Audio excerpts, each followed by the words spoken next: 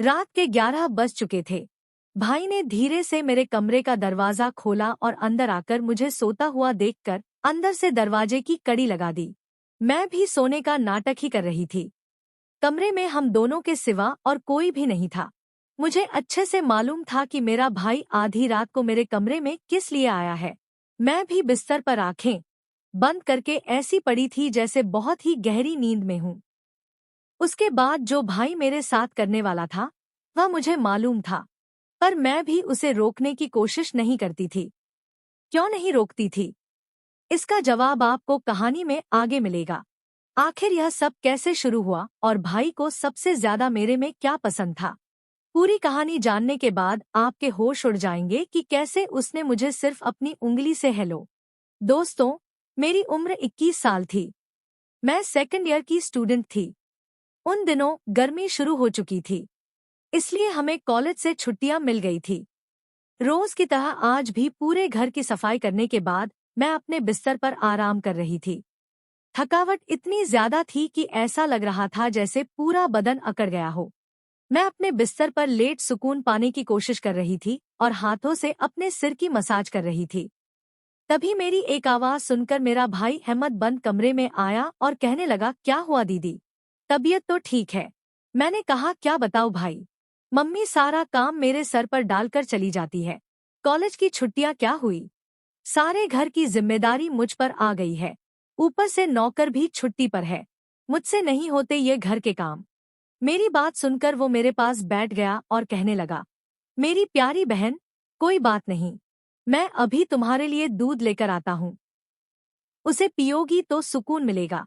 अहमद की बात सुनकर मैं मुस्कुरा दी और कहा, बस तुम खाना बाहर से ले आना, मैं थोड़ी देर सो जाऊंगी। इसके बाद वह वापस दूध लेकर आया।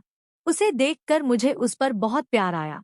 सच में दुनिया में बहुत कम ही ऐसे भाई होते हैं जो अपनी बहनों का इतना ख्याल रखते हैं। मैंने उसे ढेर सारी दुआएं दी और उसका लाया हुआ दूध पीने लगी। दूध पीने के बाद मैंने गिलास एक साइड पर रखा और लेट गई। अहमद कहने लगा, चलो मैं तुम्हारा सिर दबा देता हूँ, तुम आराम से सो जाओ। वो मेरे सिरहाने बैठ गया और अपने हाथों से मेरा सिर दबाने लगा। मुझे धीरे धीरे सुकून मिलने लगा और दर्द भी कम होने लगा। मैं आंखें मूंद कर सोने लगी और गहरी नींद में चली गई। मुझे पता ही नहीं चला कि घंटों तक मैं सोती रही। मेरी आंख मम्मी की आवाज से खुली। मैं हड़बड़ा कर उठी। सिर बुरी तरह बोझिल हो रहा था।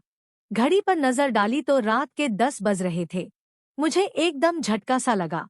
बड़ी अजीब बात थी कि पापा ऑफिस से वापस आ चुके थे। शायद थकावट की वजह से मुझे वक्त का एहसास ही नहीं हुआ। जैसे ही उठकर 2 कदम चली मुझे चक्कर आ गए।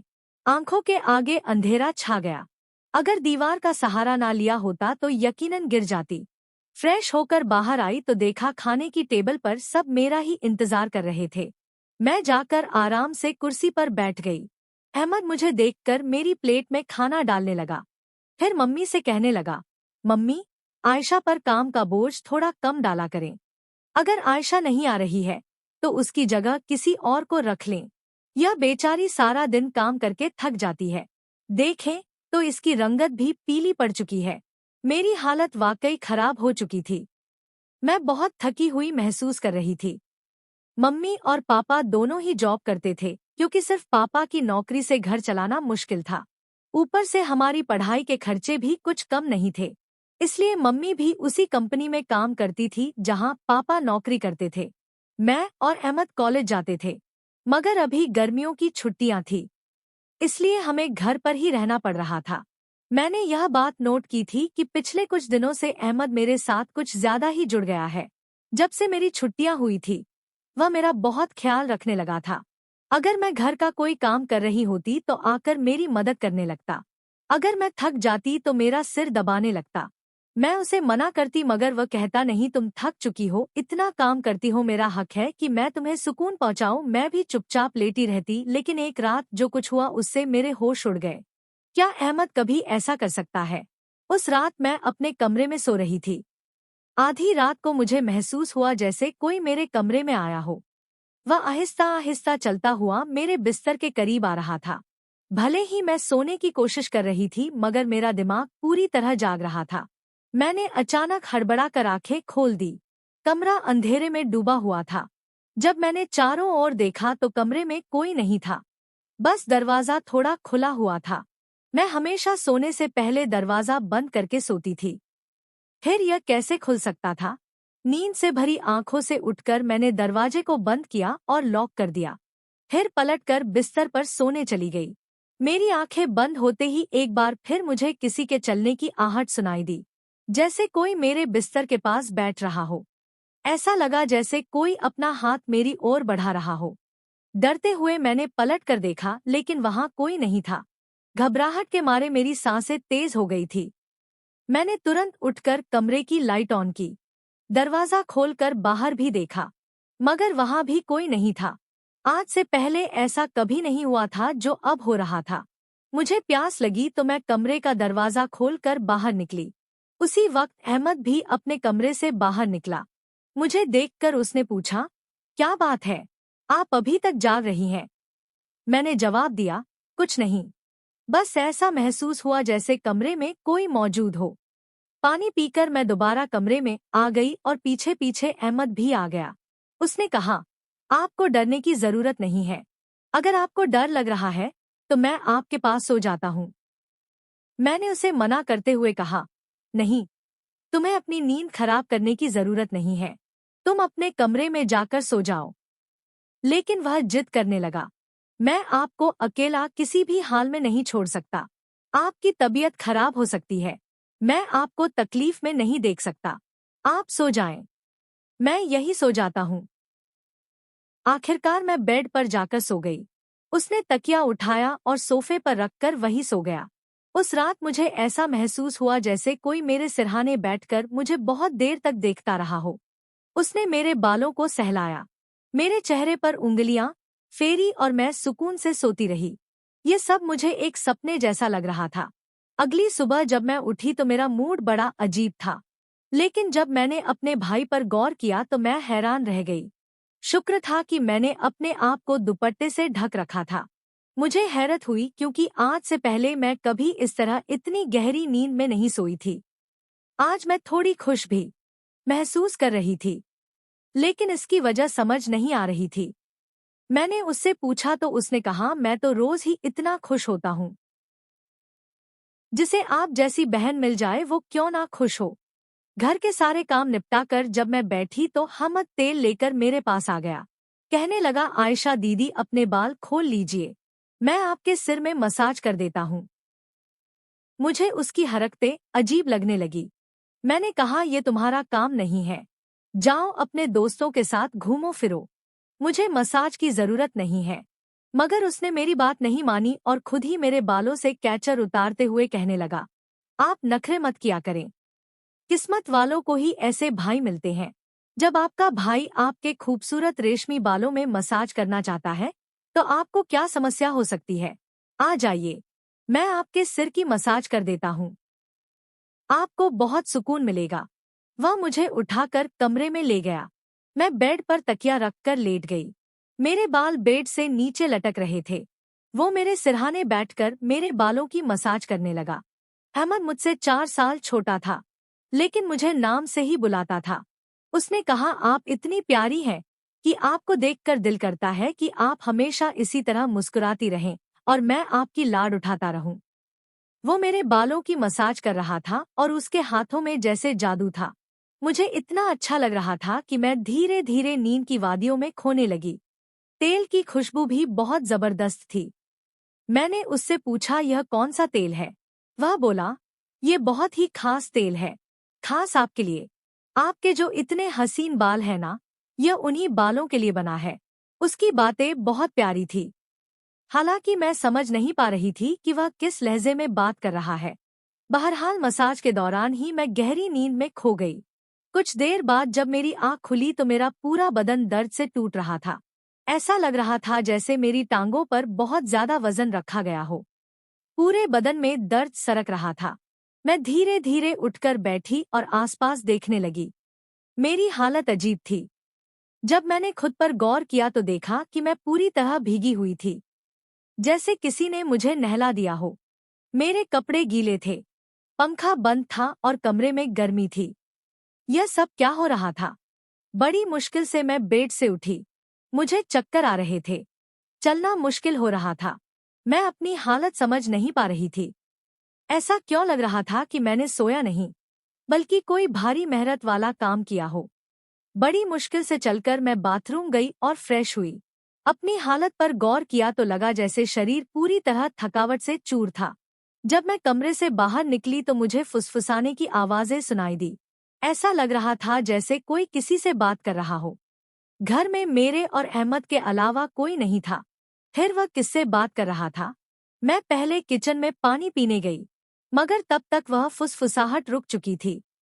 मैं किचन के दरवाजे के पास खड़ी थी जब मैंने बैठक से किसी को निकलते देखा। उसके हाथ में काफी पैसे थे, जिन्हें देखकर वह मुस्कुरा रहा था। यह देखकर मेरे माथे पर बल पड़ गए। अगले ही पल उसकी नजर मुझ पर पड़ी। मुझे देखकर उसने कहा, आयशा आप उठ गई। मैं उसकी तरफ धीरे धीरे चलकर गई। वह हड़बड़ाकर पैसों को अपनी पेट की जेब में डालने लगा, मगर मैंने उसका हाथ पकड़कर उन पैसों को सामने लाकर पूछा, इतने पैसे तुम्हारे पास कहाँ से आए? वह नजरें झुका चुका था। धीरे से कहने लगा, आप प्लीज पापा को मत बताना। मैं ताज्जुब में थी कि उसने ये पैसे पापा को क्यों नहीं दिए। मैंने सख्ती से पूछा तो वह सहम गया। उसने कहा, यह पैसे तो पापा के एक दोस्त ने कई साल पुराने कर्ज के रूप में लौटाए थे। मैंने सोचा था कि इनसे मोबाइल खरीद लूंगा, लेकिन उसने पैसे मुझे थमा दिए। मैंने उसे डांटते हुए कहा, हाँ, तुमने अच्छा किया। घर के हालात देखो किस तरह खराब है। हमारे माँ बाप दोनों नौकरी कर रहे हैं और तुम मोबाइल खरीदने की बात कर रहे हो। वह शर्मिंदा हो गया। उसी रात मैंने वह पैसे पापा को दे दिए। उस रात अहमद मुझसे कोई बात नहीं कर सका और जल्दी सोने चला गया। अगले दिन मैं किचन में काम कर रही थी जब अहमद अपने दोस्तों के साथ घर में दाखिल हुआ। मैं यह देखकर हैरान थी कि वह अपने दोस्तों को सीधा लाउंज में ले आया था। उस वक्त मैं दुपट्टा उतारकर बर्तन धो रही थी। जैसे ही वे सब हंसते हुए अंदर आए, मैंने तुरंत दुपट्टा ओढ़ लिया। मैंने उसे समझाने की कोशिश की, ये क्या तरीका है? तुम जानते हो इस वक्त मम्मी पापा घर पर नहीं है, फिर भी तुम इन लोगों को घर ले आए हो। अहमद तनक कर बोला, ये मेरा घर है। जब आपको मेरा ख्याल नहीं है तो मैं आपका ख्याल क्यों करूं?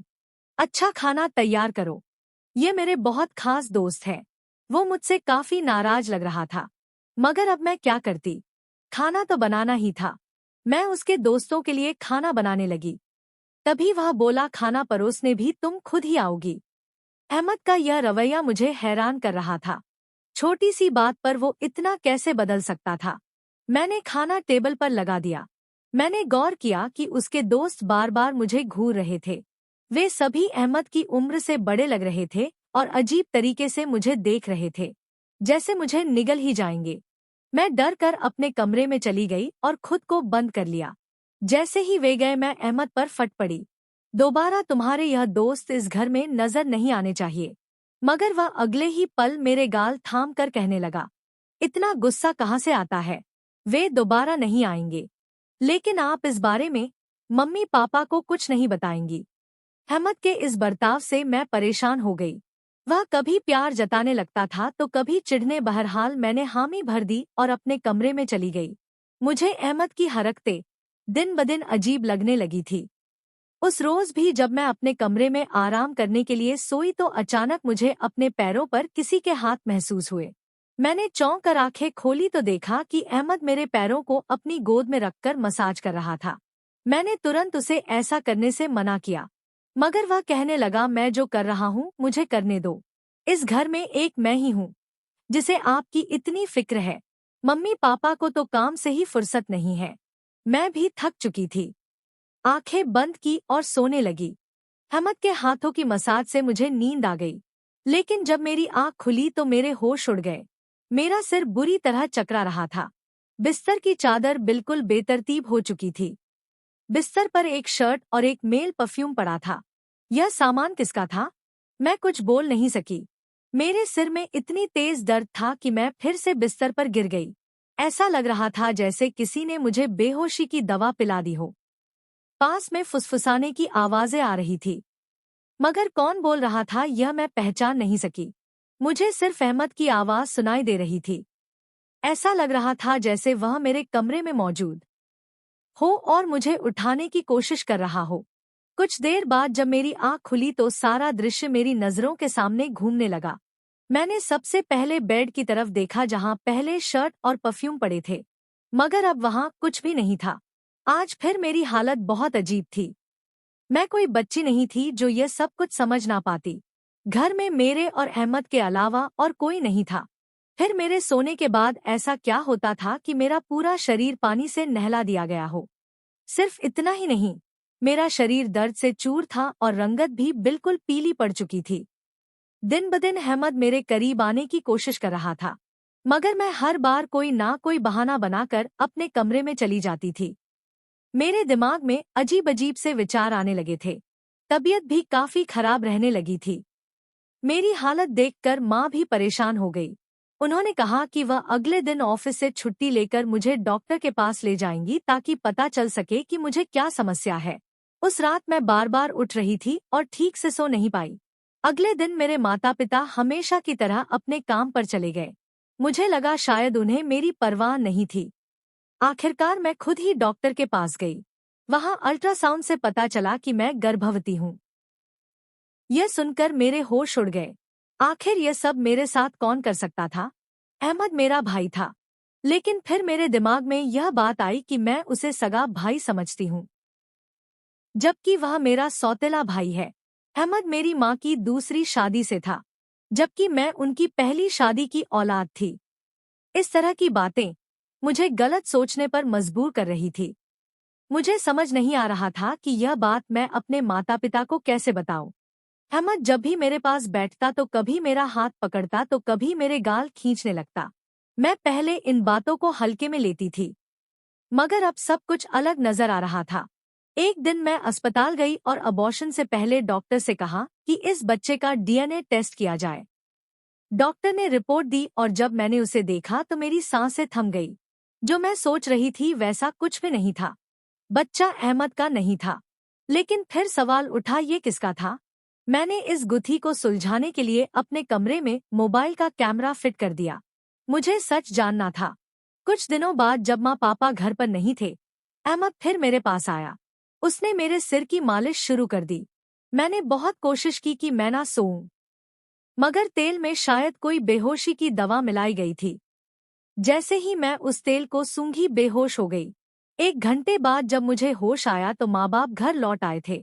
मैंने तुरंत अपने कमरे में लगे कैमरे की रिकॉर्डिंग देखी और जैसे ही सच्चाई सामने आई मेरे पैरों तले जमीन खिसक गई। अहमद मेरे कमरे में अपने घटिया दोस्तों को लाता था। वे मेरे साथ घिनौना बर्ताव करते थे। अपना काम पूरा करने के बाद वे अहमद को पैसे देकर चले जाते। यह देखकर मैं पूरी तरह टूट गई। गुस्से और सदमे में मैं अपने कमरे से बाहर निकली। मैंने अहमद का गिरेबान पकड़ा और थप्पड़ों की बरसात कर दी। मम्मी पापा भी यह सब देखकर दौड़ कर आए। पापा ने मेरे हाथ पकड़ लिए और गुस्से में कहा, होश में हो क्या? पागल हो गई हो? क्यों मार रही हो इसे?